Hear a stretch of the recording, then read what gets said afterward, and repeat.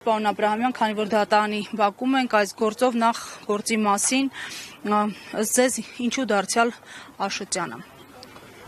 Կարծում եմ գործի հետ կապված որևէ առարկայական բան խոսելու նյութ էլ չկա։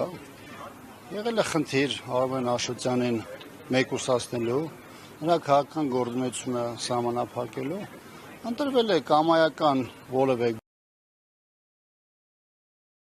գործ եւ դրանով Արմենին հաստացի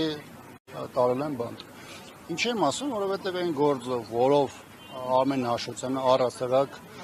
այս գործում ներգրավել է, դեռ չեմ խոսում կալանավորվել է,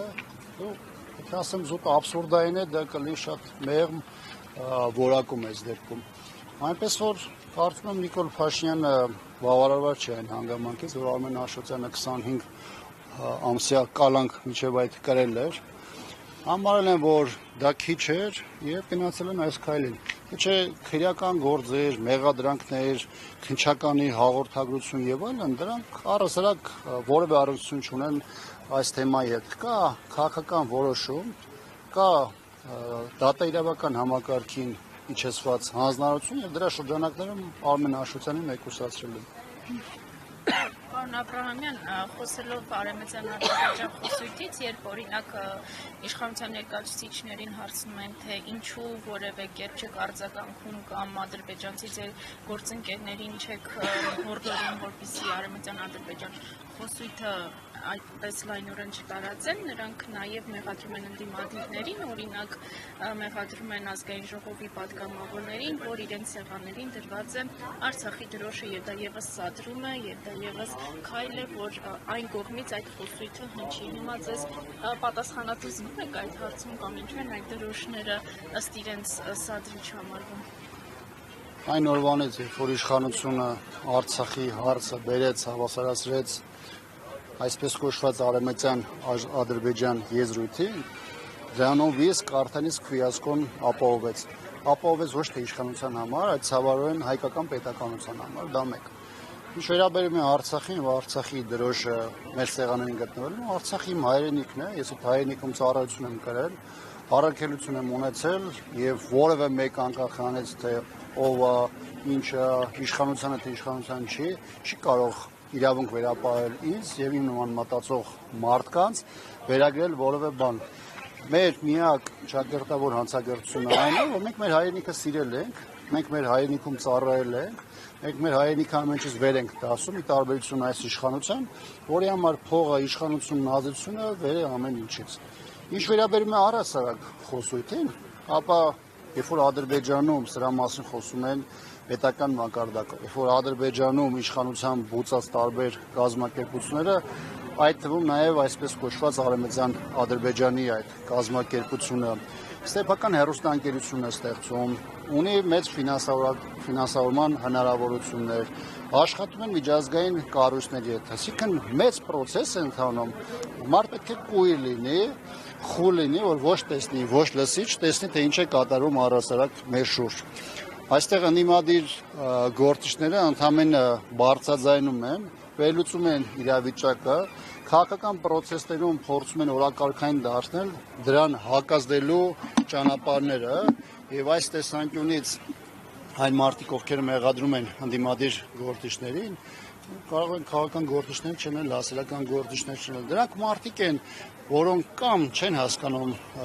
ռեալ պոլիտիկը ինչ է եւ իրականում ինչ է կատարում մեր շուրջ, կամ շատ լավ հասկանում են, բայց խնդրում են զրպարտելու, վիրավորելու, նաեւ օգտագործելով իրավիճակը ընդդիմադիր տարբեր գործիչների մեկուսացնելու եւ փորձում են շրջանառության մեջ գցել այդ կեղծ եւ արհեստական մեղադրանքները։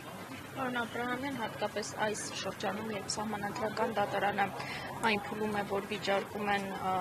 ազգային ժողովի ընտրությունների արդյունքները եւ այցը ֆոն դեր Լայենի, հատկապես այս շրջանում նշում են, որ դա ազդակ էր, դա մեսիջ էր նաեւ ՍՏ-ին, դուք ինչպես եք կարծում։ Գիտեք, իշխանությունը գործում է այս պայն այնպես, կարծես սահմանադրական դատարանը որևէ գործ չի ընկանում, ավելին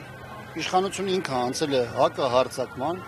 փորձում է խորհրդարանական ընտրություններին մասնակից ընդդիմադիր ուժերին վերագրել այնպիսի հանցանքներ, որի պարագայում իրենց արածը կամ կստվերվի, կամ երկրորդ պլան կմեղվի։ Ակնհայտ է, որ իշխանությունը, նաև նրան ընտրողները, նրա եվրոպացի, նաև տանիք հանդիսացող տարբեր դերակատարները լավ հասկանում են, թե ինչ է կատարվել մեր երկրում, վարչական պետական ռեսուրսներն ինչ օգտագործում է եղել, անհավասար պայմաններ, երբ որ տարբեր ընդդիմադիր ուժերի